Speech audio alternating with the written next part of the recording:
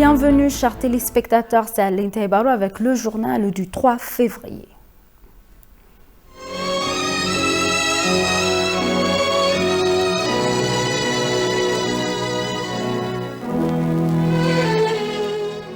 እኛ አፍሪካውያን ብዙ መቶ ዓመታት ዳኝነትና መብት ተነፍገን የቆየን ስለሆን ዛሬ ትክክለኛ ዳኝነትና መብት ካለን ድምጻችንን በመናሰማበት ጊዜ ልንሰማ እንችላለን።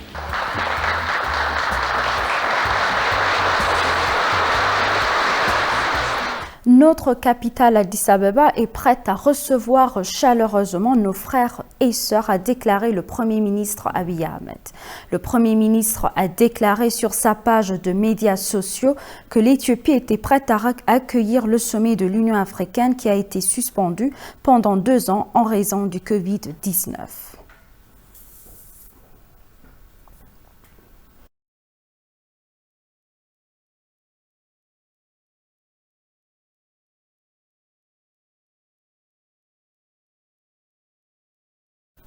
Le ministère éthiopien des Affaires étrangères organise un dîner en l'honneur des ministres des Affaires étrangères des États membres de l'UA. Le vice-premier ministre et ministre des Affaires étrangères Damak Amakonnen a déclaré qu'une Afrique pacifique et prospère est à portée de main si les États membres de l'UA s'unissent et collaborent pour un objectif commun. Le vice-premier ministre a fait ses remarques en prononçant un discours de bienvenue lors d'un dîner d'honneur offert aux participants de la 40e session ordinaire du Conseil exécutif de l'UA. Il a remercié tous ceux qui sont tenus aux côtés de l'Éthiopie pendant cette période difficile, mentionnant les tentatives orchestrées des médias internationaux, de certaines institutions et de certains membres de la communauté internationale qui ont tenté d'exercer une pression politique indue sur l'Éthiopie. Le vice-premier ministre a également parlé de l'engagement de l'Éthiopie en faveur de la démocratisation, notant la 6e élection générale transparente et démocratique et les mesures ultérieures prises pour rendre le cabinet du nouveau gouvernement inclusif des partis concurrents.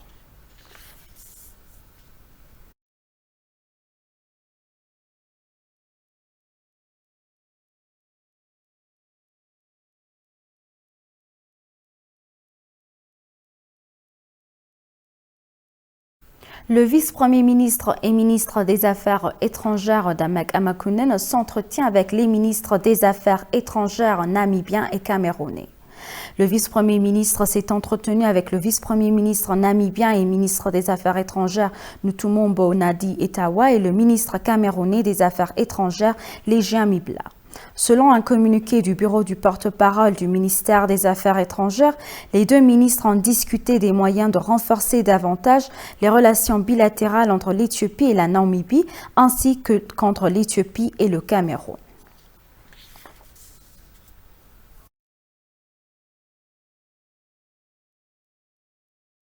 Le service de communication du gouvernement a appelé tous les secteurs de la société à travailler ensemble pour la conclusion réussie du sommet de l'Union africaine.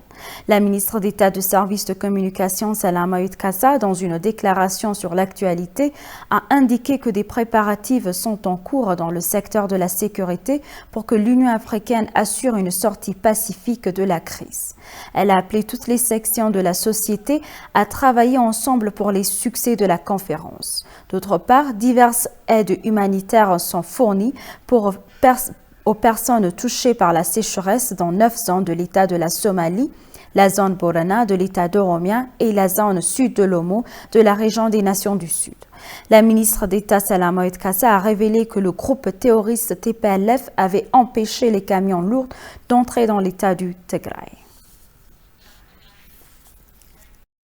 Pan-Africanism must come through, with much prospect in the future to do. So all Africans, let's work with our union.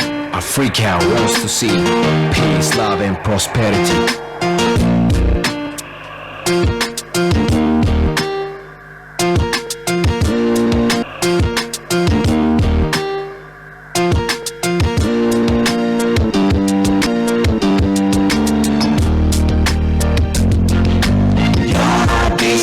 አስተሳሰብ Addis Ghana Bisrat የአፍሪካችን ህብረት የአዲስ አስተሳሰብ የአዲስ ቃና ብስራት የአፍሪካችን La 40e session ordinaire du Conseil exécutif de l'UA a débuté à Addis Abeba. Lors de l'ouverture de la session, Moussa Faki Mahamat, président de la Commission de l'Union africaine, a traité les questions critiques qui nécessitent l'attention de l'Union, y compris la réalisation de paix et de sécurité de l'UA. Le président a également parlé des efforts de la Commission dans la lutte contre la pandémie de coronavirus et la mise en œuvre de la zone de libre-échange continentale africaine et d'autres questions pertinentes. La paix et la sécurité sont sérieusement menacées dans plusieurs de nos régions et au sein de certains États membres. Les menaces se dévoilent sous plusieurs visages. Conflits intra-étatiques, expansion du terrorisme meurtrier au Sahel, dans la Corne de l'Afrique, dans les régions des Grands Lacs en Afrique australe, avec une volonté affirmée de déstabilisation à grande échelle des États fragilisés par des déficiences en matière de gouvernance politique, économique et sociale. Que dire alors de la pandémie de la COVID-19, qui depuis son apparition il y a plus de 2 ans, n'a cessé de vouloir tenir en échec nos différentes actions de riposte à travers la permanente mutation de ces différents variants. L'impact socio-économique de la pandémie sur les économies africaines s'est traduit par la récession à laquelle se trouve confronté le continent pour la première fois depuis des décennies. Il faut indiquer que l'Afrique a connu une baisse d'activité de l'ordre de 2%, aggravée par un accroissement de l'inflation, un alourdissement du fardeau de la dette, toutes choses qui risquent de compromettre la reprise économique post-Covid-19 envisagée. Selon les études menées par la Banque africaine de développement, il faudra que l'Afrique mobilise 154 milliards de dollars américains pour apporter une réponse efficace à la crise économique engendrée par la pandémie de la COVID-19. Dans ces conditions, nos attentes en matière de réalisation des ambitions de l'agenda 2063 seront sans doute révisées à la baisse. La secrétaire générale adjointe des Nations Unies et secrétaire exécutive de la Commission économique pour l'Afrique, Vera Sangwe, a souligné la nécessité de renforcer la résilience pour relever les défis auxquels l'Afrique est confrontée. La session se déroulera dans 2 jours sous le thème « Renforcer la résilience en matière de nutrition sur le continent africain, accélérer le capital humain, le développement social et économique ». La ministre sénégalaise des Affaires étrangères et le Conseil exécutif de l'Union africaine, Tall Sall, a déclaré qu'il faut renouveler sa promesse de créer une meilleure Afrique.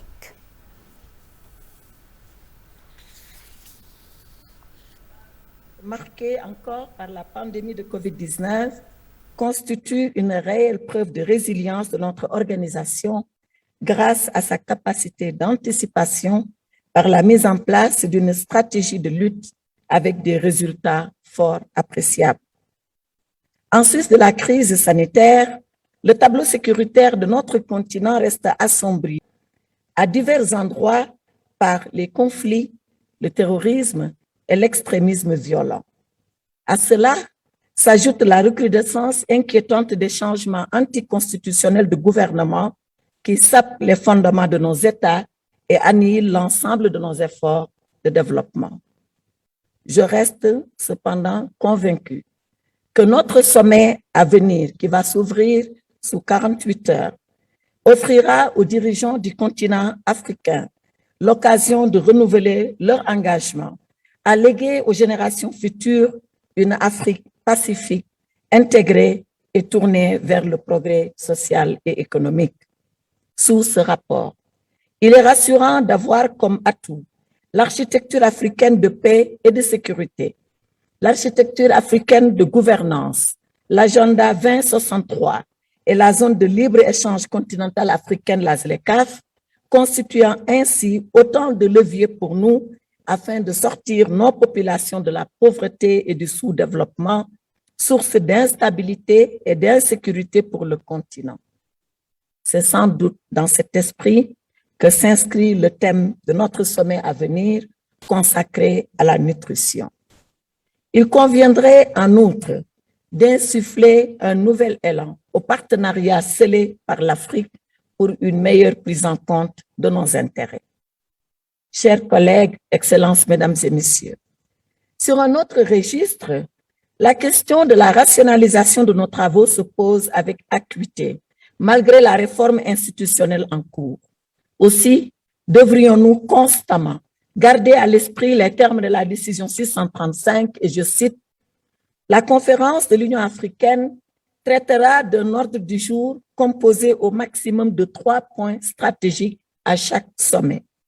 Toute autre question appropriée sera déléguée au Conseil exécutif. » Le mérite de ce rappel que je viens de faire tient à la nécessité, surtout pendant les travaux préparatoires des sommets, d'éviter un surplus de sujets susceptibles de diluer nos louables efforts et de nous éloigner des véritables priorités de notre continent. L'université africaine doit renforcer l'université panafricaine pour réaliser des plans de développement complets d'ici 2063, a déclaré le commissaire de l'UA à la technologie et à l'innovation, le professeur Mohamed Belhoussini. Il a déclaré que la capacité des universités panafricaines opérant sous l'égide de l'UA doit être renforcée pour que l'Afrique puisse atteindre ses objectifs de développement globaux d'ici 2063. Il a révélé que l'université panafricaine propose divers programmes d'éducation et de formation dans 5 pays africains sélectionnés. Il a déclaré que les étudiants universitaires ont la possibilité de travailler dans tous les pays africains. Il a déclaré qu'il est important de créer une société éduquée et de renforcer l'unité africaine afin de parvenir à un développement durable en Afrique. Et pour conclure le journal, la ministre de la Planification et du Développement, Dr Fitsum Assafa, a rencontré une délégation de haut niveau conduite par Michael Joseph, directeur de Safaricom Kenya. Les deux dirigeants ont également discuté des activités en cours et futures de la coalition internationale qui est membre de Safaricom, un fournisseur de services de télécommunications éthiopien. En outre, Dr Fitsum a déclaré que l'Éthiopie avait ouvert le marché à ses concurrents pour fournir des services alternatifs et de haute qualité aux consommateurs sur la base des réformes économiques nationales en cours. Elle a parlé des avantages de Safaricom pour le marché éthiopien ainsi que du potentiel de création d'emplois directs ou indirects. Les deux dirigeants ont également discuté des moyens de rendre la situation des investissements en Éthiopie durable et de résoudre les problèmes potentiels. Le directeur de Safaricom Kenya, Michael Joseph, a remercié le gouvernement éthiopien d'avoir permis à l'entreprise d'entrer sur le marché et de fournir des services aux Éthiopiens.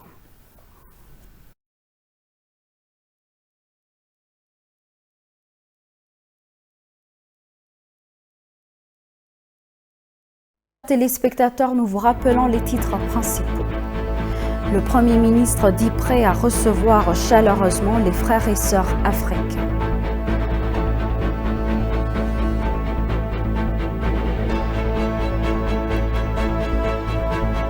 Le ministère des Affaires étrangères organise un dîner en l'honneur des ministres des États membres de l'UA. Merci, chers téléspectateurs. C'est la fin du journal. C'était Aline Taïbaro avec le journal. Restez avec nous avec le reste des programmes. Bonne journée.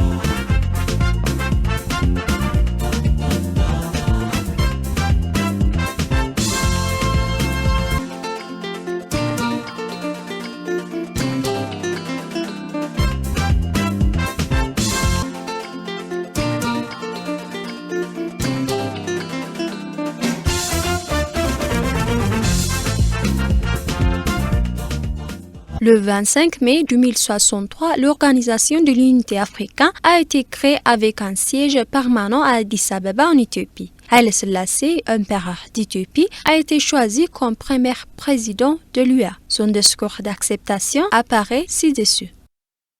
C'est en effet un grand jour et historique pour l'Afrique et pour tous les Africains. Nous sommes aujourd'hui sur la scène des affaires mondiales devant le public de l'opinion mondiale. Nous nous sommes réunis pour affirmer notre rôle dans la direction des affaires mondiales et pour nous acquitter de notre devoir envers le grand continent dont nous dirigeons les 250 millions d'habitants. L'Afrique est aujourd'hui à mi-parcours en transition de l'Afrique d'hier à l'Afrique de demain. Alors même que nous sommes ici, nous passons du passé au futur. La tâche de laquelle nous nous sommes lancés, la fabrication de l'Afrique, n'attendra pas. Nous devons agir pour façonner l'avenir et laisser notre empreinte sur les événements qui se glissent dans l'histoire. Nous cherchons, lors de cette réunion, à déterminer où nous allons et à tracer le cours de notre destin. Il n'est pas moins important que nous sachions d'où nous venons.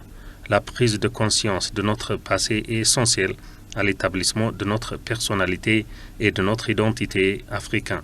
Ce monde n'a pas été créé au coup par coup.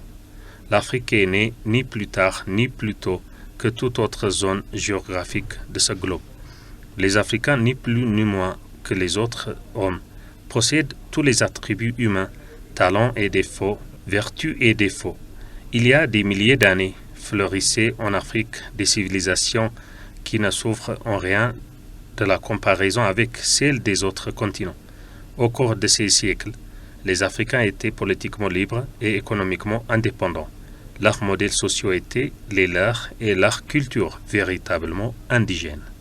L'obscurité qui enveloppait les siècles qui se sont écoulés entre ces premiers jours et la redécouverte de l'Afrique se dissipe peu à peu.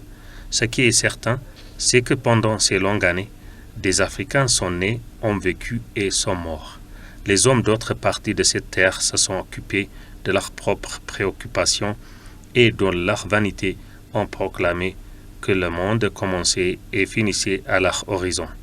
Tout à leur insu, l'Afrique s'est développée selon son propre chemin, a grandi dans sa propre vie et au XIXe siècle a finalement réémergé de la conscience du monde.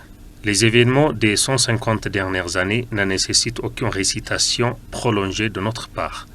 La période de colonialisme dans laquelle nous avons été plongés a culminé avec notre continent enchaîné et lié, avec nos peuples autrefois fiers et libres réduits à l'humiliation et à l'esclavage, avec le terrain de l'Afrique assuré et endamié par des frontières artificielles et arbitraires. Beaucoup d'entre nous, au cours de ces années amères, ont été submergés au combat, et ceux qui ont échappé à la conquête l'ont fait au prix d'une résistance désespérée et d'effusion de sang. D'autres ont été vendus comme servitude, comme prix prélevé par les colonistes pour la protection qu'ils accordaient et les possessions dont ils disposaient. L'Afrique était une ressource physique à exploiter et les Africains étaient des biens à acheter corporellement ou au mieux des peuples à réduire à la vassalité et au laquais. L'Afrique était le marché pour les produits des autres nations et la source des matières premières avec lesquelles leurs usines étaient alimentées. Aujourd'hui, l'Afrique est sortie de ce sombre passage. Notre Armageddon est passé. L'Afrique renaît en tant que continent libre et les Africains renaissent en hommes libres. Le sang versé et les souffrances endurées sont aujourd'hui les défenseurs de la liberté et de l'unité de l'Afrique. Ces hommes qui ont refusé d'accepter le jugement porté sur eux par les colonisateurs, qui se sont tenus inébranlablement dans les heures les plus sombres à une vision d'une Afrique émancipée de la domination politique, économique et spirituelle seront rappelés et vénérés partout où les Africains se rencontreront. Beaucoup d'entre eux n'ont jamais mis les pieds sur ce continent.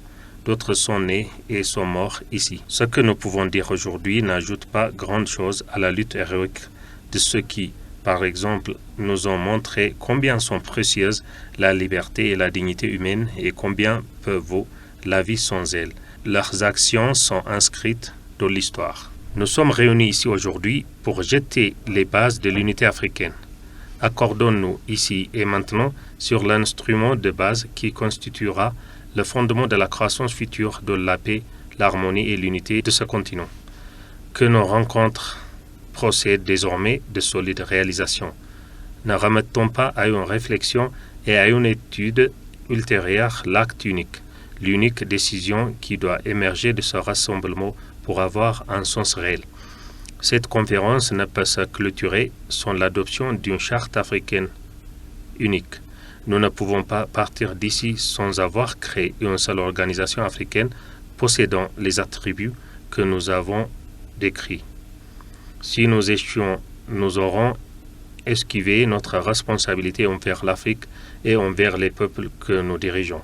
Si nous réussissions, alors seulement nous aurons justifié notre présence ici.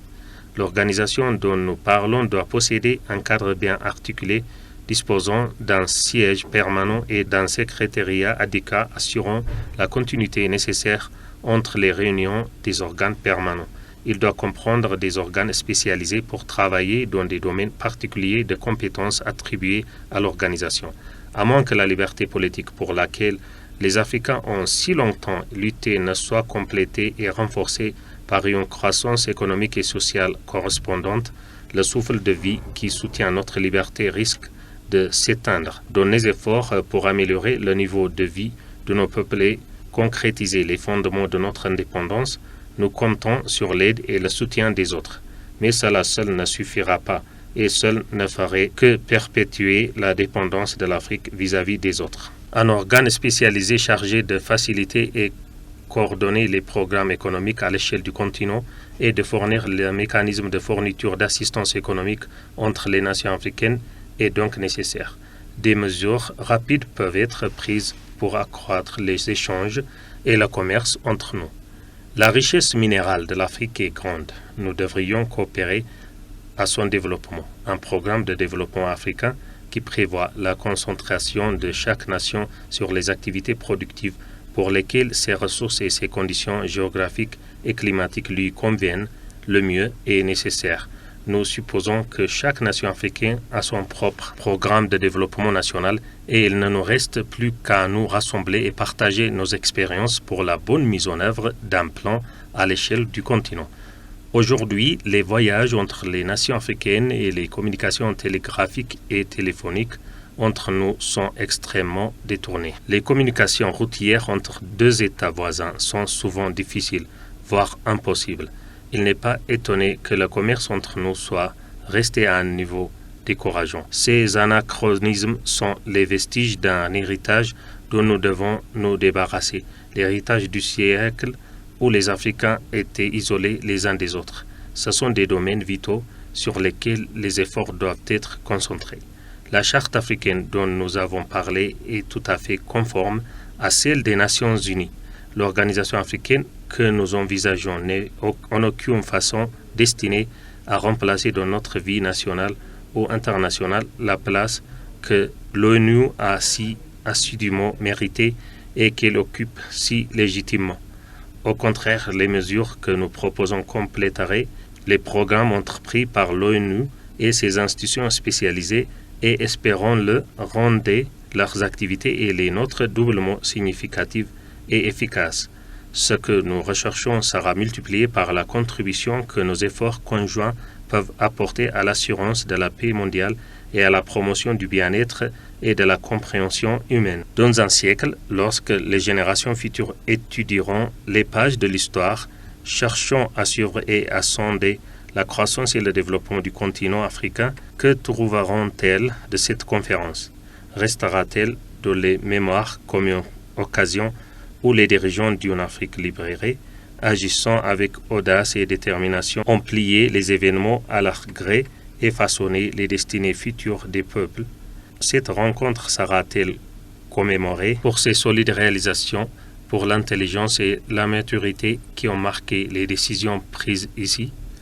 Ou sera-t-il rappelé pour ses échecs, pour l'incapacité des dirigeants africains à transcender les préjugés locaux et les différences individuelles, pour la déception et la délusion qui l'ont suivi.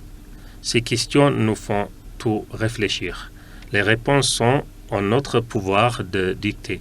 Les défis et les opportunités qui s'offrent à nous aujourd'hui sont plus importants que ceux qui sont présentés à n'importe quel moment des millénaires d'histoire de l'Afrique. Les risques et les dangers auxquels nous sommes confrontés ne sont pas moins grands. Les immenses responsabilités que l'histoire et les circonstances nous ont imposées exigent une réflexion équilibrée et sobre. Si nous réussissons dans les tâches qui nous attendent, nos noms seront rappelés et nos actes rappelés par ceux qui nous suivent. Si nous échouons, l'histoire s'étonnera de notre échec et pleurera ce qui a été perdu. Nous abordons les jours à venir avec la prière que nous qui sommes réunis ici recevons la sagesse, le jugement et l'inspiration qui nous permettront de maintenir notre foi envers les peuples et les nations qui ont confié leur destin entre nos mains.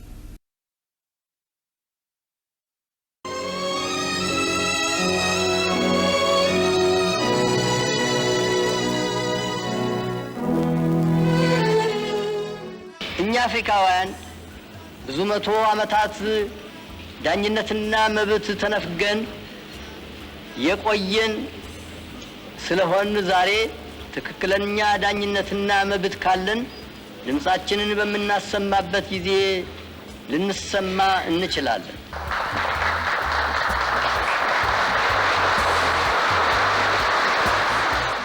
Long dream of Pan-Africanism must come true, with much prospect in the future to do. So all Africans, let's work with our union.